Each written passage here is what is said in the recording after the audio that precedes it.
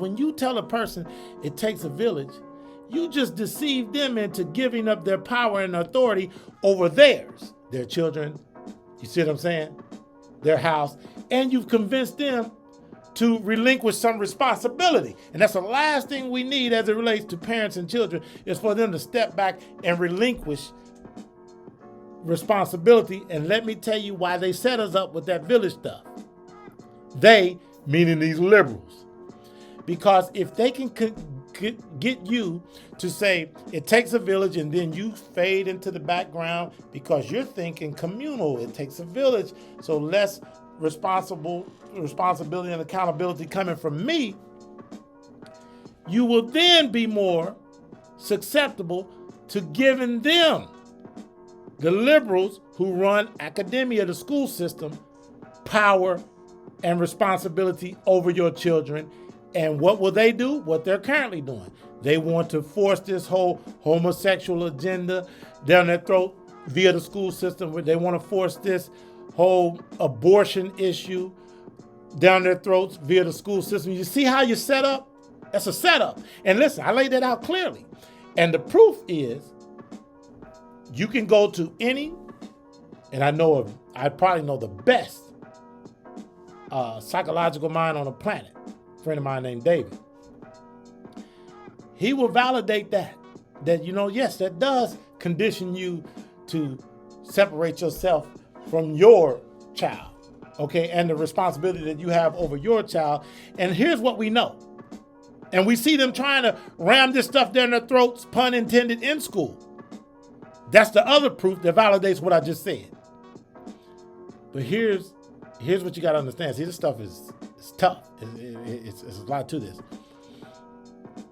They have successfully gotten us to turn over our kids to them.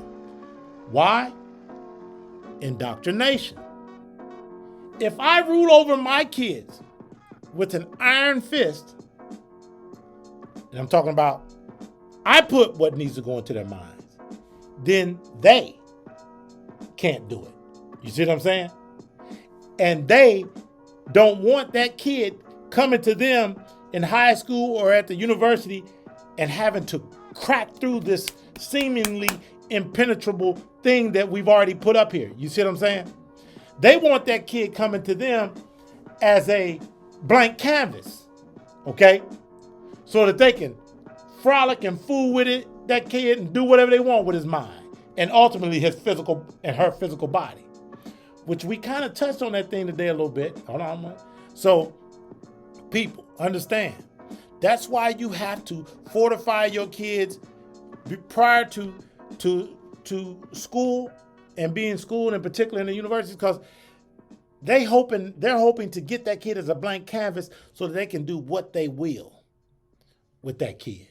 Now, you talk about community raising a child. I don't know, but maybe now that I've put that out there, you might see the dangers in thinking like that. But I think, I'm going to help you here. I think what you were more so talking about is the extended family. Mom, dad, grandma, granddad, and to an extent, aunts and uncles. Okay? And here's what we're talking about. Your mom and dad are raising you, but you understand the wisdom of grandma and granddad, and you're really their child too. So you go over there and they bestow wisdom on you, they feed you. Hold on. And then 30 minutes later, you're down the street with Billy and Johnny, and you're playing baseball in the field, and somehow that turns into throwing bottles, glass bottles, pop bottles. You remember they used to be glass when we were young. And Uncle Johnny see you, and he discipline you and the other boys on the spot. You see what I'm saying? But that's not the same thing as it takes a village. That's just the extended family doing what they do. But they try to transition it over into us buying into this concept, this communist, this communal concept of it takes a village. And ultimately all that is looking to do is to take the authority and the guidance from the parent and turn it over to the system. in particular the school system, academia, the universities, where they want to indoctrinate our kids to do all these things that we know they're indoctrinating kids to do.